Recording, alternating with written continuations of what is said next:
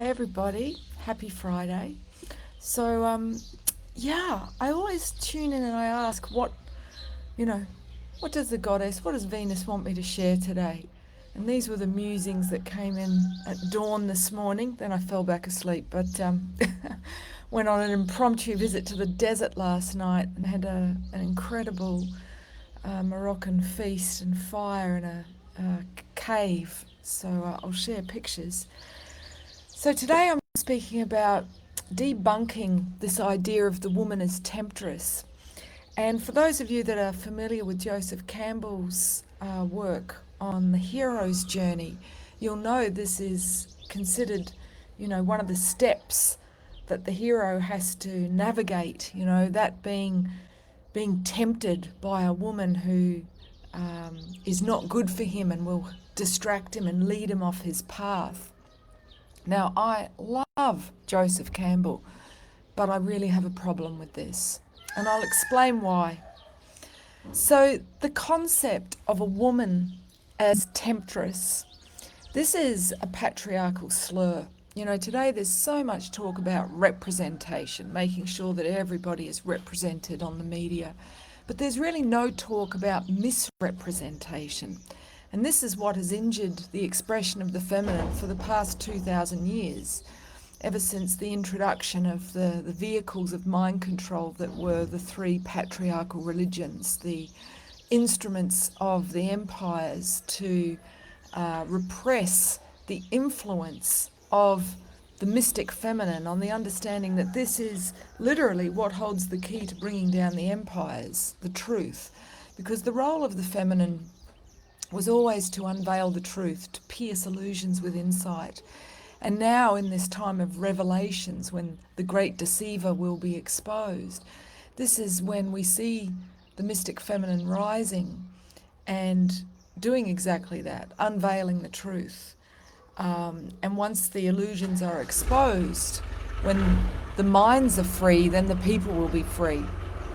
I'm outside today. I thought it might be a nice backdrop, but we've got a surf school next door and it sounds like they're getting ready to go. So apologies for the background noise. I'll try and sit close to my microphone.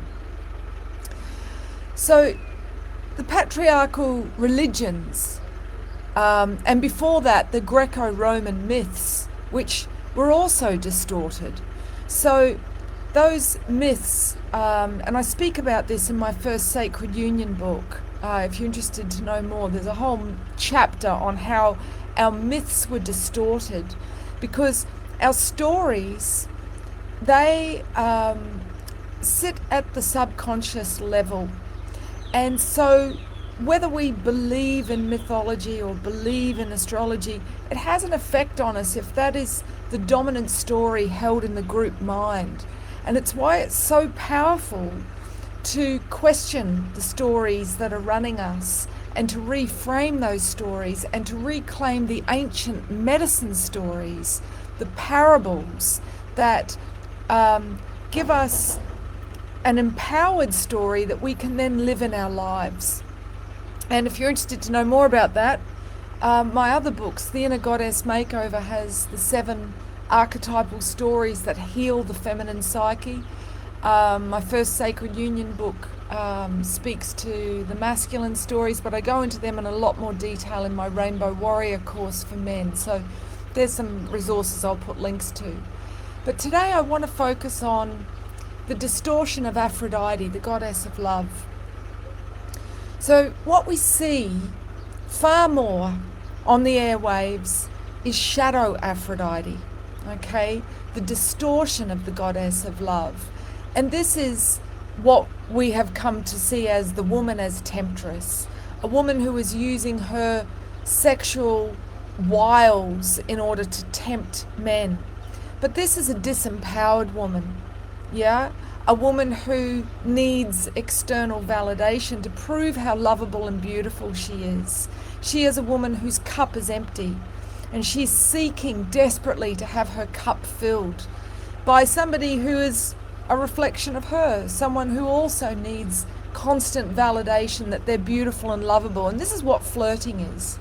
It's putting out a cord from your belly button, from your emotional center, from your sacral, which is where Aphrodite and Adonis live archetypally in our energy field.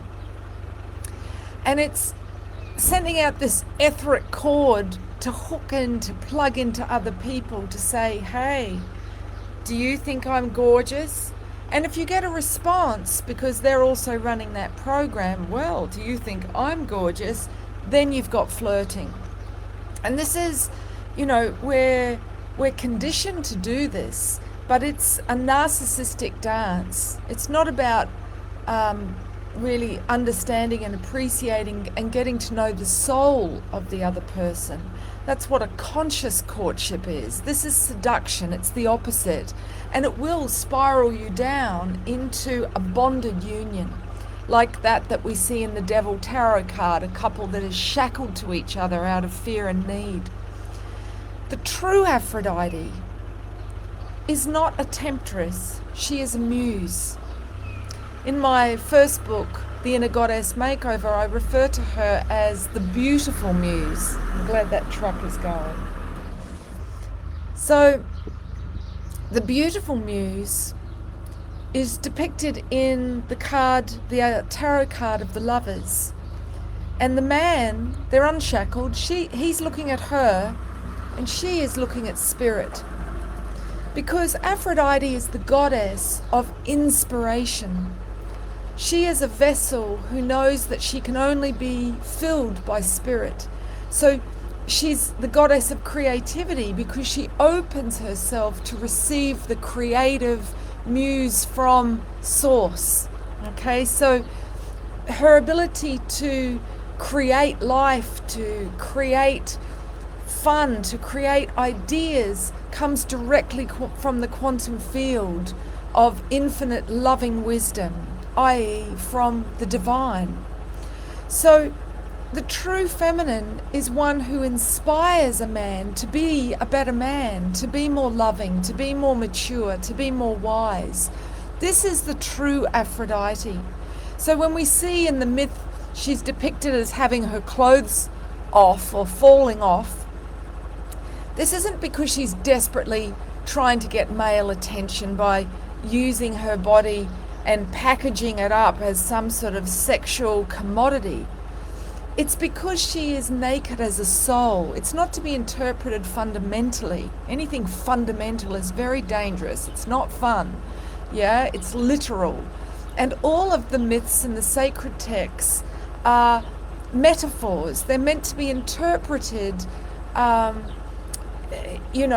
symbolic, not literal. Okay, we run into trouble if we swallow the book, the doctrine, the dogma, and think this is exactly what it's meant to be, the word of God. Then we pave the road to hell with good intentions.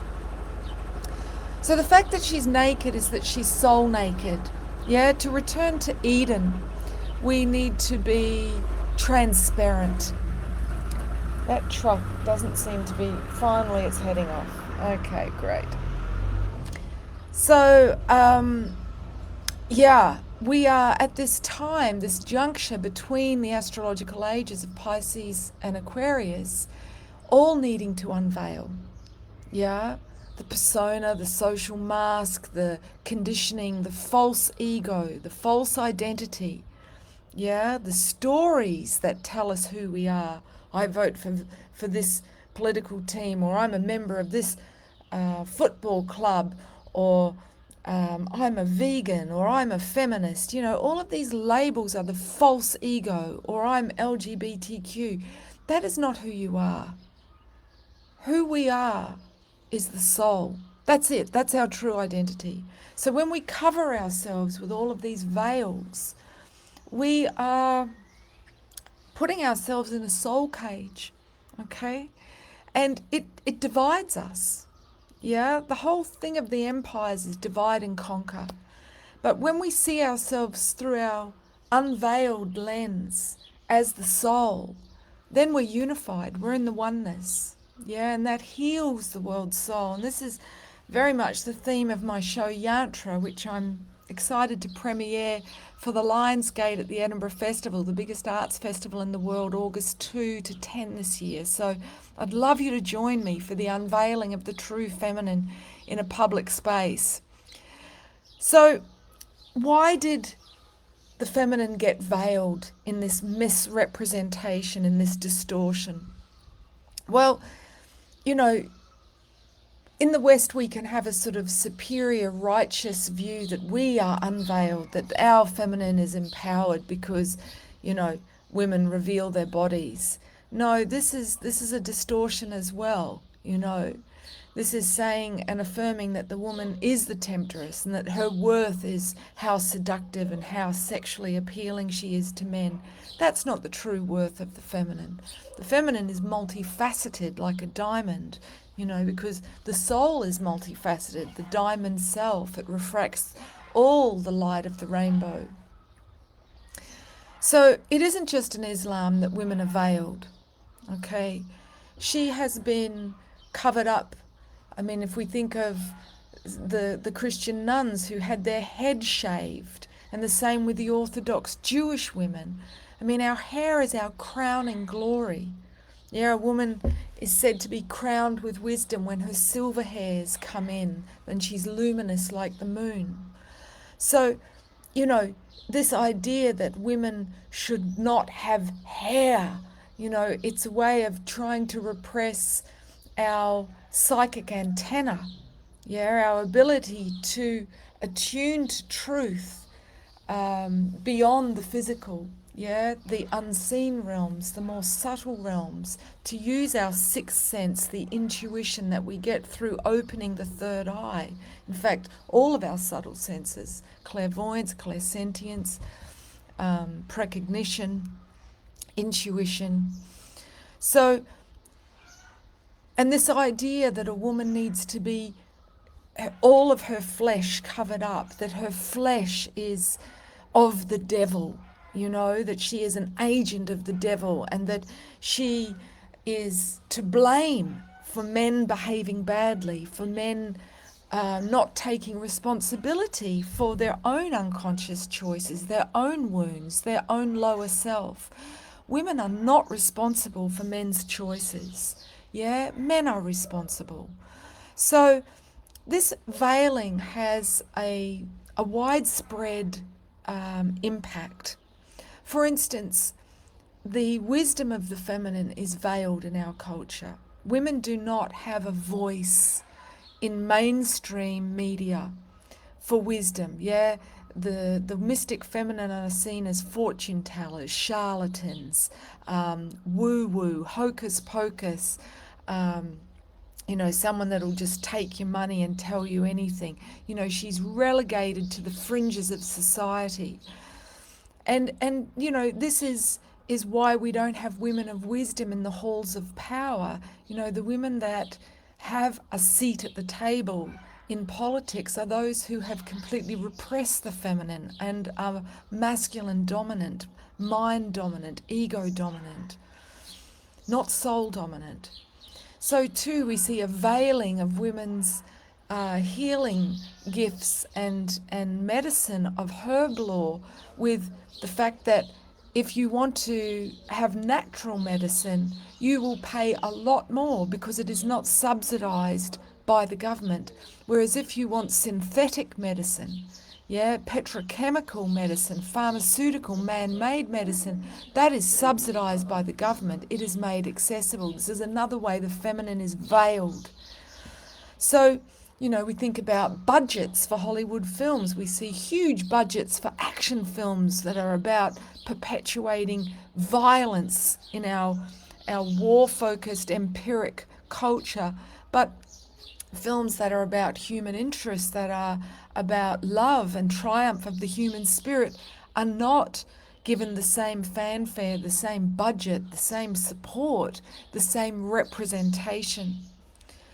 So, you know, this unveiling of the true feminine needs to be done by all of us. And this year, 2024, is the only planet not to go retrograde, appearing backwards, is Venus. So she is calling us to unveil ourselves.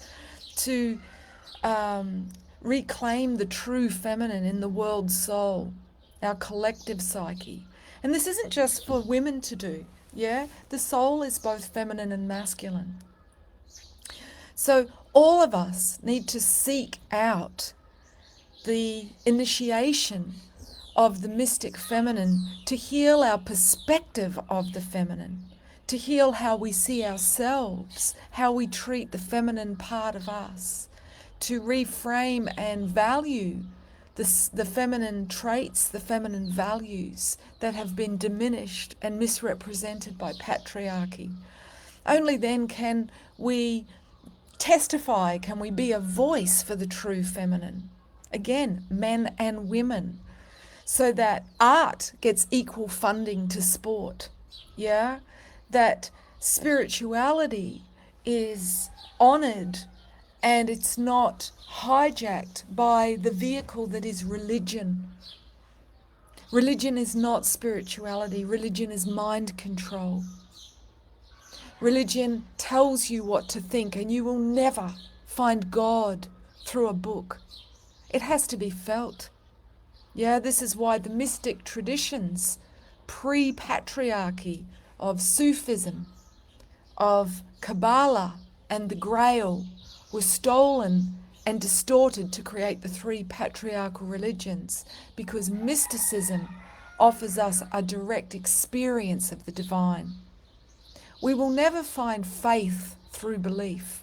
Belief is of the mind. Faith can only be found through the direct experience of seeing the power of the divine in our lives.